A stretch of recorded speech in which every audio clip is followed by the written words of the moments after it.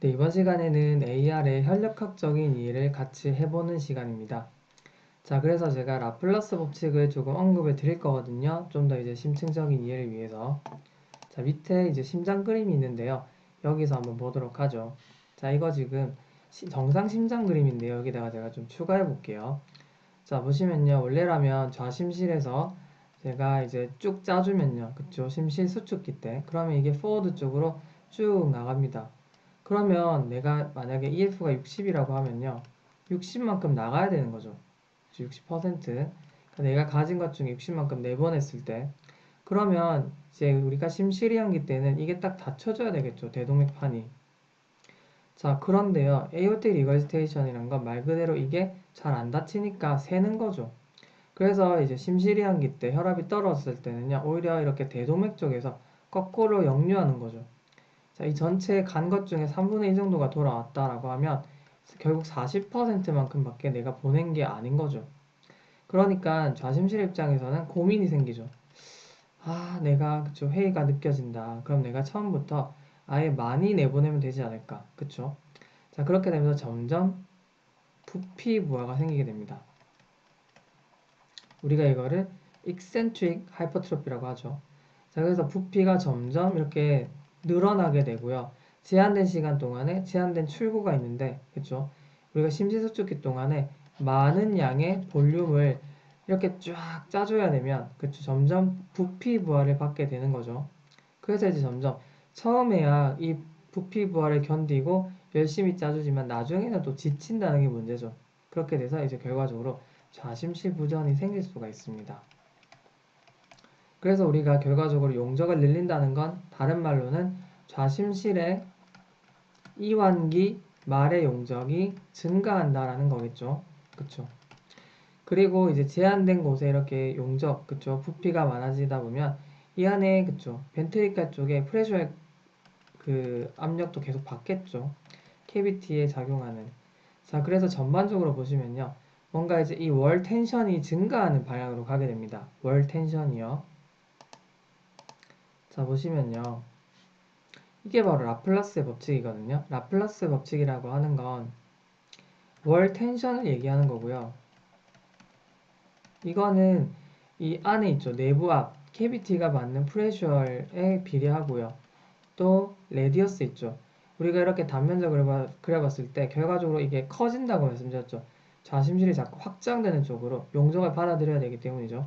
그래서 이 단면, 용적이 점점 그쵸, 반경이 커지게 되죠. 그래서 라디어스 여기에도 비례를 합니다. 그런데 이제 월 티크니스 있죠. 이거에 대해서는 반비례를 하거든요. 자, 그런데 어쨌든 이 프레셔라든지 라디어스 이런 것들이 커지게 되면서요. 전반적으로 월 텐션이 커지게 돼요. 자, 그렇게 되면 아무래도 이제 먹여 살려야 되는 여기 심실을 먹여 살리는 게 코로나리 알터리죠. 코로나리 알터리 어디 연결되어 있는지 아세요? 자, 여기 보시면 이 아ortic 루트가 있죠. 여기 보시면 이제 이렇게 코로나리 오스티오메에서 이렇게 코로나리가 연결되어 있어요. 자, 그러면 그쵸. 이제 이렇게 코로나리를 먹여 살려야 되는데요. 이 제한된 플로우가 있는 와중에 이게 월 텐션이 증가하게 되고 뭔가 이제 할 일이 많아지는 거죠. 그래서 상대적으로 허혈에 빠질 수가 있다. 그쵸. 상대적인 허혈에 빠질 수가 있겠구나라고 하는 걸 이제 생각해 줄 수가 있는 거고요. 자, 우리가 또 다른 관점에서 좀 볼게요. 이렇게 우리가 수축기 때 쭉 짜줬는데요. 그쵸? 근데 이완기 때는 어떻게 되냐면 또 재빨리 다 빠져버려요. 그렇게 되면 이완기 때와 그쵸? 대동맥의 입장에서 보는 겁니다. 이번에는 대동맥의 수축기와 이완기 때 압력 차이가 상당하다.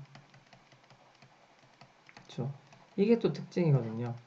이렇게 많은 양의 피가 엄청난 고속의 혈류 속도로 확 이렇게 가죠. 그런데 또 이제 이완기 때는 그게 또 다 빠져버려요. 순식간에. 굉장히 빠른 시간에 이게 진행이 되거든요. 그래서 이 압력 차이가 상당하죠. 그러면 우리가 이완기 때, 그쵸? 대동맥의 이완기가 이 압력이 이렇게 낮게 되면요. 그쵸? 상대적으로 많이 낮아지겠죠.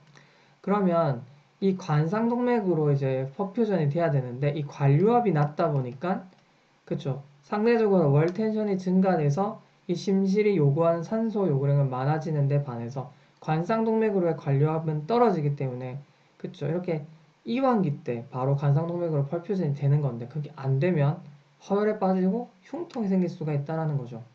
무슨 말인지 아시겠죠? 자, 그런데 이거는 NTG로 가능할까요? 아니겠죠. 아무래도 이건 근본적으로 압력 때문에 나타나는 거기 때문에 그리고 좀 먹여 살려야 되는 O2 디맨드가 커져서 나타나는 거기 때문에 코로나리를 확장시킨다고 해서 근본적으로 잘 해결되는 게 아니겠죠. 따라서 NTG가 좀 효과가 떨어지는 편입니다. 아시겠죠? 방금 너무 어려운 얘기를 한 것 같기도 하고 근데 아무튼 이해를 꼭 해주시면 되겠습니다. 자, 그래서 결과적으로 자심실의 스트로크 볼륨이 증가할 수밖에 없는 거고요. 그렇죠? 왜냐하면 역류되는 양을 고려했을 때 그렇죠? 그 다음에 자심실의 이완기막 용적이 당연히 증가하는 거고요. 그렇죠? 그렇게 해줘야지 스트로크 볼륨을 증가시킬 수 있는 겁니다. 그 다음에 라플라스 법칙도 설명을 드렸습니다. 이것도 한번 읽어보시고요. 자, 잡음은요, 제가 나중에 또 청진소견에서 설명을 드릴 거고요. 왜 심근이 허혈에 빠질 수 있는지 제가 좀 자세하게 설명을 드렸죠. 자, 그러니까 이것도 한번 읽어보면서 정리를 하시기 바라겠습니다. 조금 어렵습니다. 네, 일단은 수고 많으셨습니다.